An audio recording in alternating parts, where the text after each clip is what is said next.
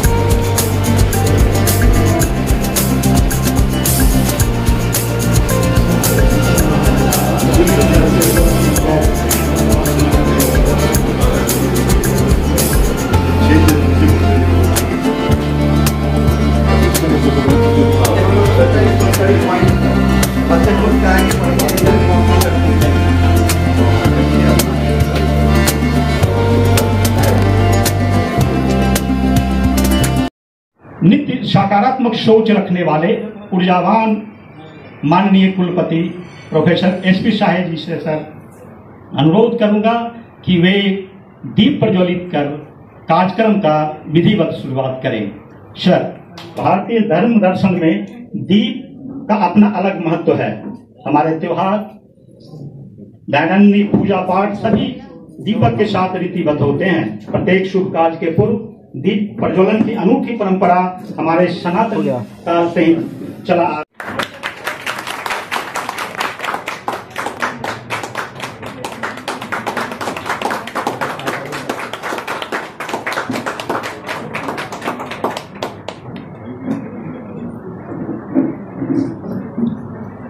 अगली कड़ी में हमारे यशस्वी कुलपति महोदय का सम्मान राजनीति विज्ञान विभाग की अध्यक्षा डॉक्टर निर्मला कुमारी के द्वारा किया जाएगा।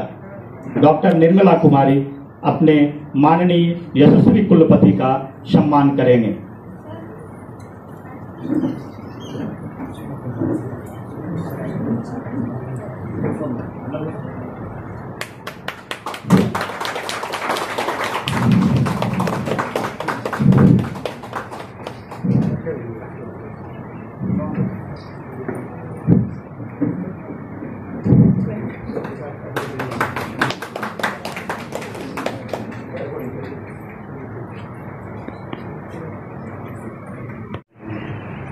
सौरभ भी है, प्रमोद चौधरी जी भी है, और तुम्हारा क्या नाम है, कौन है, अब्दुल्ला है। आप सभी लोग तो मैं बताना चाहता हूँ, ब्रजेश बाबू BSW आए हुए हैं।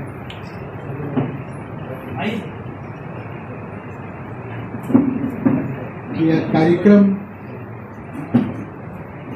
यूनिवर्सिटी लेवल का है, कार्यक्रम जगह बहुत कम है, इसके लिए मैं खेद व्यक्त करता हूँ अरविंद बाबू। थोड़ी सी कोऑर्डिनेशन में कमी हो गई, हम लोग को इसको और हॉल में करना चाहिए था, लेकिन आप अपने मिट्टी के लाल हैं, बिहार के हैं, आप बड़ी जगह पर हैं, मणिपाल में थे, JNU में थे, लेकिन आप यह भी समझिए यह विभाग इस मामले में अद्भुत है कि कोविड काल में जहाँ सब जगह पढ़ाई ठप थी, लोग डिपार्टमेंट नहीं आते थे, तो भी एहतसाम भाई, जयनंदन बाबू, घोष साहब और तमाम शिक्षकों ने इस पॉलिटिकल साइंस और पब्लिक एडमिनिस्ट्रेशन विभाग को जोड़ के बच्चों के साथ बन के आया। फरवरी में, मार्च में हम लोगों ने एक प्रोग्राम कराया, और उसके बाद हम लोगों ने मई में एक प्रोग्राम कराया। इस डिपार्टमेंट के बच्चों ने जिस तरीके से शानदार आयोजन करवाया और जिस परफेक्शन के साथ, जिस रिस्पॉन्सिबिलिटी के साथ और जिस दक्षता के साथ, मतलब मैं उसको कहूँगा जिस प्रोफेशनलिज्म के साथ उस प्रोग्राम को करवाया, वो अपने आप में अद्भुत था। इसके लिए मैं पूरे दोनों विभाग को संयुक्त रूप से धन्यवाद देना चाहता हूँ। और सबसे बड़ी बात यह है कि मगध विश्वविद्यालय का दुर्भाग्य रहा है, हम भी यहाँ के छात्र रहे हैं, शिक्षक भी रहे हैं, बाइफर्केशन के बाद हम पाटलिपुत्र विश्वविद्यालय चले गए, मुझे सौभाग्य से कुलपति बनाया गया। यहाँ पिछले कुछ सत्रों से एडमिशन्स नहीं हो रहे थे, टीचर्स आते थे, परीक्षाएं नहीं ली जाती थी, बच्चे लौट के चले जाते थे, बीच में क्लासेस नहीं हो रहे थे, टीचर्स सिर्फ आते थे, बच्चे नहीं थे, क्लासेस नहीं हो रहा था, सेमेस्टर एग्जिस्ट नहीं कर रहा था। उन परिस्थितियों में भी हमारे शिक्षकों ने अपना धीरज नहीं खोया। यहाँ के रिसर्च स्कॉलर्स ने इस विभाग में आते रहे और विभाग को जिंदा रखा। ये अपने आप में आप सभी जानते हैं कि मगध विश्वविद्यालय का एक गौरवशाली इतिहास रहा है। मगध विश्वविद्यालय कालांतर में पटना विश्वविद्यालय के बराबरी का माना जाता था, लेकिन मैं समझता हूँ ठीक है, हमको नेट से C ग्रेड आया, उनको भी वही ग्रेड आया, D आया ना उनको अपना यूनिवर्सिटी को। लेकिन मैं आज भी मानता हूँ कि कुछ मायने में हम आज भी बिहार के सर्वश्रेष्ठ विश्वविद्यालय हैं। खासकर मैं पटना यूनिवर्सिटी देखा हूँ, दरभंगा हाउस में पॉलिटिकल साइंस विभाग को, पब्लिक एडमिनिस्ट्रेशन डिपार्टमेंट को, उससे मैं मानता हूँ, मैं एक्नॉलेज करता हूँ कि आपका विभाग, एहतसाम भाई, निर्मला जी, आपका विभाग आज भी सबसे बढ़िया। पटना यूनिवर्सिटी में सरकार के द्वारा G20 पर आयोजित कार्यक्रम हुआ, लेकिन हम लोगों ने सरकार की लिस्ट में नहीं थे। शुरुआत हम लोगों ने किया और फिर कर रहे हैं। ये कोई कम बात नहीं है, कम बड़ी बात नहीं है। और हम लोगों ने अपने बीच एक ऐसे स्कॉलर को लाया है जो सिर्फ देश के स्तर पर नहीं जाने जाते हैं, इनका रिकॉग्निशन आप जाइए ईस्ट यूरोप में, अमेरिका में, साउथ अमेरिका में, अफ्रीका में, यूरोपियन यूनियन में अरविंद बाबू का परचम लहरा है। हम लोग को भी अरविंद बाबू आए हैं। मैं क्षमा प्रार्थी हूँ कि क्लासरूम ऐसा, ये लेक्चर रूम ऐसा नहीं है, बट दिल तो आपका बिहार का है, माटी आपकी बिहार की है, बच्चे आपके बिहार के हैं। कल भी एक कार्यक्रम हो रहा है, उसको हम लोगों ने विभाग के स्तर से बढ़ा करके उसको पूरे यूनिवर्सिटी के स्तर पर करने का हम लोगों ने निर्णय लिया। तो वो DD में उसको कल आयोजित और सर भी रहेंगे और देखेंगे। हम लोग गलतियों से सबक लेते हैं, सीखते हैं, आगे बढ़ते हैं। रही बात लेक्चर के बारे में, मुझे क्या कहना है, मैं भी अंतर्राष्ट्रीय राजनीति का छात्र रहा हूँ और टीचर भी रहा हूँ। मुझे कहने में कोई दिक्कत नहीं है।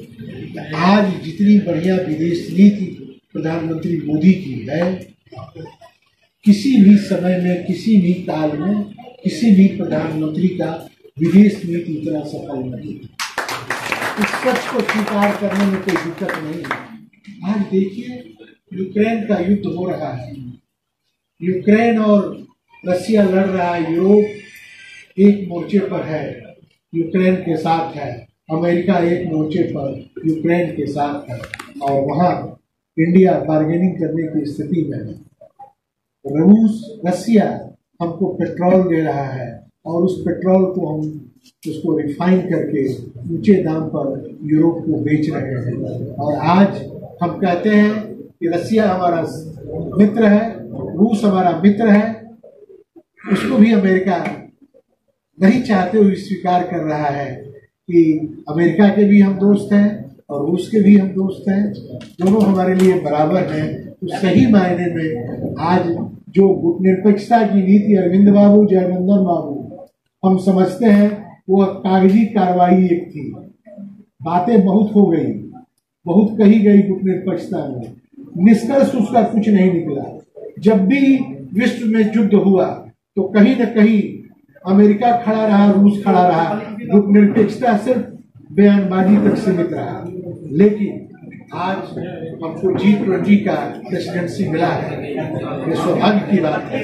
G20 के प्रेसिडेंसी में कम से कम भारत कैसा है, भारत का सांस्कृतिक दर्शन कैसा है, भारत का फिलोसफिकल अप्रोच क्या है, भारतीय लोग क्या है, भारतीय रिसर्च क्या है, भारतीय इंडस्ट्री क्या है, भारतीय परंपरा क्या है, भारतीय ज्ञान परंपरा क्या है, भारतीय लोग कैसे हैं, भारत की भाषाएं कैसी है, भारत की संस्कृति कैसी है, भारत का खान पान कैसा है, भारत का पहनावा ओढ़ावा कैसा है, यह सब जानने का और बतलाने का प्रयास हम लोग G20 के और देशों के लोगों को बुला के कर रहे हैं। तो हमको लोग जानेंगे नहीं, समझेंगे नहीं कि हमारी संस्कृति प्रधान थी, हमारी संस्कृति सबसे उत्तम थी, हमारा संस्कार सबसे, आज भी मानते हैं भारत एक समय सोने की चिड़िया था। तो कहीं न कहीं हमारे देश में पुष्पक विमान बनते थे, हमारी टेक्नोलॉजी अच्छी थी, लेकिन प्रकारांतर में हम पिछड़ गए। लेकिन हम अपने वैभवशाली गौरव को, अपने अतीत को, अतिथियों को, G20 के देशों को बृहत रूप से उनको नजदीक अपने पास बुला करके उनको बताने का जो काम कर रहे हैं, यह कहीं न कहीं प्रकारांतर में भारत को विश्व शक्ति, महाशक्ति बनाने में कारगर होगी। रही बात भारत ने G20 के साथ जो हम लोगों का अपना कोऑर्डिनेशन है, वो कहीं न कहीं भारत के लिए लाभकारी होगा। सभी देशों के साथ हमारा एक्सचेंज होगा, ज्ञान का एक्सचेंज होगा, मिलिट्री का जो नॉलेज है उसका एक्सचेंज होगा, हम लोगों में दोस्ती बढ़ेगी, वहाँ की जनता यहाँ आएगी, हम वहाँ जाएंगे, सांस्कृतिक आदान प्रदान होगा, उससे एक दूसरे को समझेंगे। तो हम, आप जानते हैं कि प्रधानमंत्री मोदी जी ने एक नारा दिया है, आत्मनिर्भर भारत का, स्टार्टअप का नारा दिया है। मेरा यह मानना है, मैं बार बार युवकों से अपील करता हूँ कि आप नौकरियों के पीछे नहीं भागिए, आप अपना स्टार्टअप शुरू करके ज्ञान जो आपके पास है उस ज्ञान को और आगे देने का और भारत के विकास में उसको ले जाने का आप काम करें। इसलिए आप छात्रों से अपील है कि आप G20 के एक प्रभावशाली राष्ट्र के नागरिक हैं। आपका कर्तव्य है इस ग्लोबलाइजेशन के युग में, जहाँ सारी दुनिया गोल हो चुकी है, एक मुट्ठी में है, एक ग्लोब में है, एक गूगल के अंदर आती है सारी दुनिया, ग्लोबलाइजेशन का यह युग है। उस वक्त आप अपने ज्ञान से, अपने आत्मनिर्भर भारत बनने की सोच से, अपने संस्कार से, अपने नॉलेज से, अपने बड़प्पन से भारतीयता को प्रदर्शित करिए, दर्शित करिए, ताकि भारत की गरिमा जो है पूरे विश्व में और उसको आगे बढ़ाने का काम करे। आज जो टॉपिक है India potential for world leadership, अपने आप में महत्वपूर्ण है। मैं अरविंद बाबू के बीच बाधा नहीं बनना चाहता हूँ। अरविंद बाबू कोई साधारण चीज़ नहीं है, लेकिन घर के हैं, घर की बात को समझेंगे और क्षमा प्रार्थी है अरविंद बाबू। ये कार्यक्रम बड़ा होना चाहिए था। मैं फिर बुलाऊंगा, आपको घर के हमारे मित्र हैं, आपको मैं बुलाते रहूँगा, लेकिन ग्राउंड रियलिटी यही है। हम लोग कोशिश कर रहे हैं कि बिहार का जो नाम है, बिहार का जो स्टेटस रहा है, बिहार का जो संस्कार रहा है, बिहार में प्राचीन नालंदा विश्वविद्यालय रही है, तक्षशिला विक्रमशिला रही है, यहाँ चाणक्य हुए हैं, मगध की धरती है, तो यहाँ से लोग निकले हैं। यहाँ जयप्रकाश की धरती है, यहाँ बाबू जगजीवन राम की धरती है, तो वैसे लोगों की धरती है जहाँ अनुग्रह बाबू थे, श्री बाबू भी थे। और यहाँ आप देख ही रहे हैं कि एक मुख्यमंत्री जी 17 सालों से हैं और उन्होंने जो विकास का काम जितना किया है, हम समझते हैं कि शायद ही किसी राज्य में इतना काम लिमिटेड स्कोप में किया गया है। और नारी सशक्तिकरण के क्षेत्र में जितना माननीय मुख्यमंत्री जी ने काम किया है, शायद पूरे देश के अंदर किसी राजनेता ने नहीं किया है। और वह आप गाँव में जब जाएंगे, अपने मुजफ्फरपुर आप जाइएगा, तो मुजफ्फरपुर से दूर किसी सकरा और ढोली में स्कूल के टाइम पर जाइएगा, जब बच्चियां एक पोशाक पहन करके एक वेल ड्रेस्ड और साइकिल पर चलती हैं, तो बिहार, अद्भुत बिहार आपको देखने को मिलेगा। बिहार में प्रगति हुई है और हम समझते हैं कि उस प्रगति के कड़ी में आपका आना हमारे लिए सौभाग्य की बात है। धन्यवाद। उनका मैं जवाब लाया हूँ।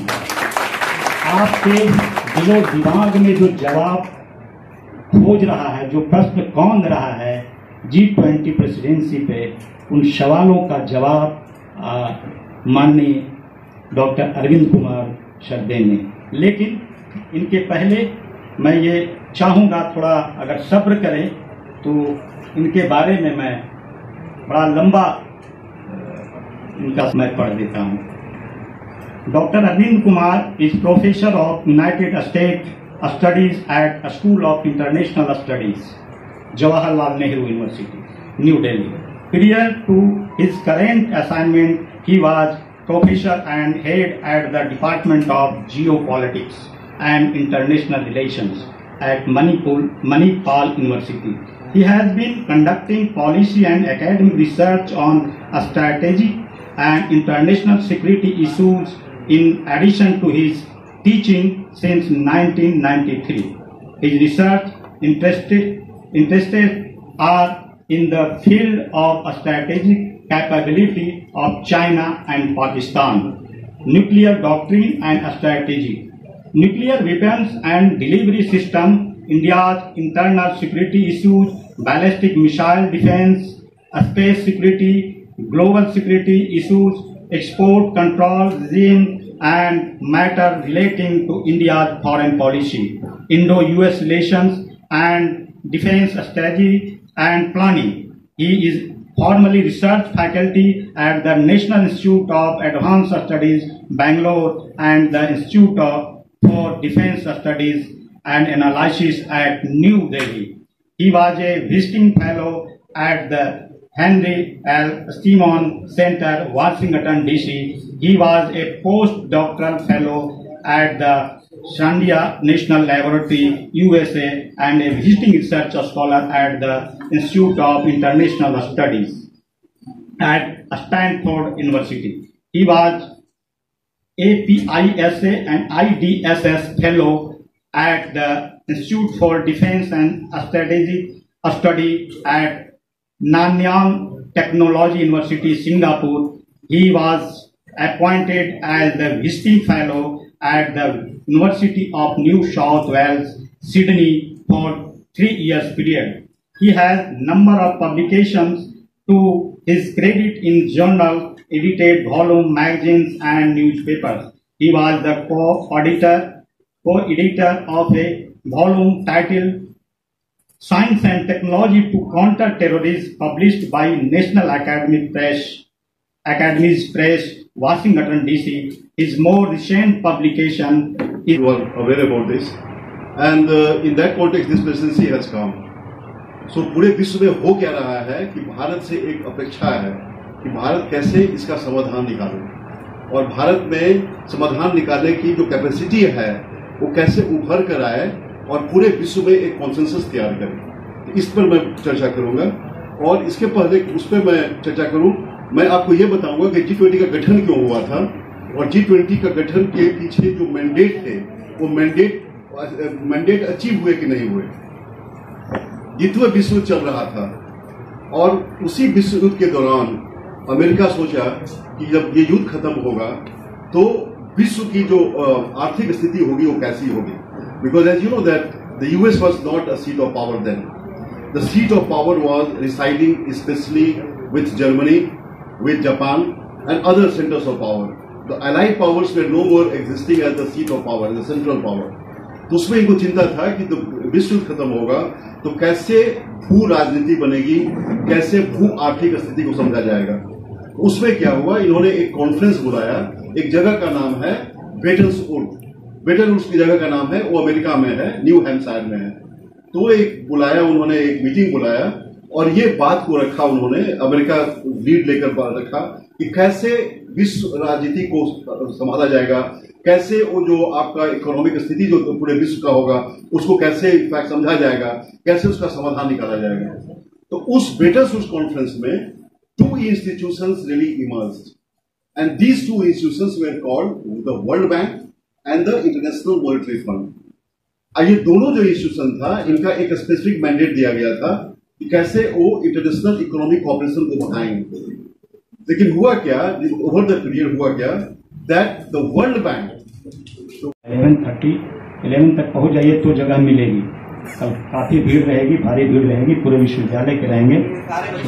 हाँ, और सारे बच्चे कल आएंगे।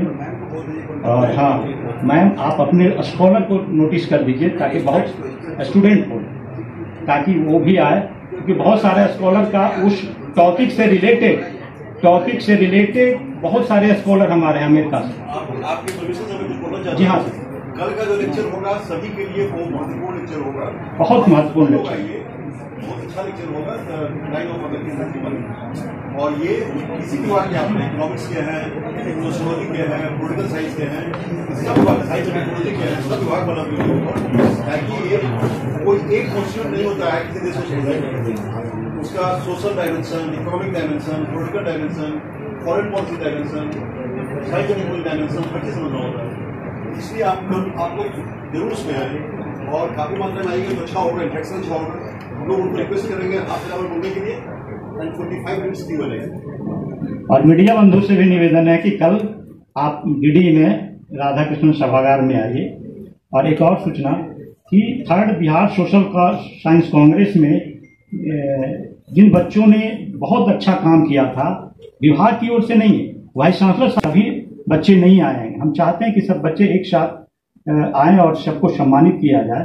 तो कल ये प्रोग्राम रहेगा, जो काम उसमें किए हैं, अच्छा परफॉर्मेंस उसमें दिया है बच्चों ने, तो उनको माननीय कुलपति महोदय कल सम्मानित करेंगे सर्टिफिकेट देकर के, जिसका बहुत ही वैल्यू होगा। अब अंतिम चरण में है हमारा कार्यक्रम, इसलिए मैं अपने सहायक प्राध्यापक जो कि JNU से ही हैं, डॉक्टर श्रद्धा ऋषि, मैं इनका परिचय नहीं करा पाया था। आपकी सेक्शन में थी? मैं सर कौन सा गाइड आपके? अच्छा, तो जारी रही नहीं, हमारे कलीग की आइडिया से। First of all, I would like to say my special thanks to Professor M.D. Ehtesham Khan sir for giving me this opportunity to deliver a vote of thanks. Our Honorable Vice Chancellor sir, who is chairing this program, and who provided another occasion in the chain of spiraling academic activities which are currently going on in the campus one by one. We are seeing Social Science Congress, then one seminar, another seminar, and In this way, he is trying to keep the intellectuals elevated. I pay my heartfelt gratitude to our chief guest, Dr. Arvind Kumar sir, for delivering enlightening and thoughtful lecture and teaching light how India is emerging as agenda setter in the world scenario and is becoming the part of the solution of global problems. I also want to pay my sincere thanks to convener of the program, Professor Ehtesham Khan sir, Professor in charge, Department of Public Administration, our organizing secretary of the program, Anjali Ghosh sir, Professor JNP sir, former head Department of Political Science and Public Administration, former Dean Social Science Faculty, for successfully leading this program. I also want to pay my sincere thanks to Dr. Nirmala Kumari ma'am, Head Department of Political Science, who became a part of the program and gracing us with her presence. I also want to pay my sincere thanks to Dr. Madhubala ma'am, Assistant Professor, Department of Political Science, Mirza Ghalib College, who spared her valuable time and becoming the part of the program. In this chain, I want to pay my sincere thanks to Senior Professor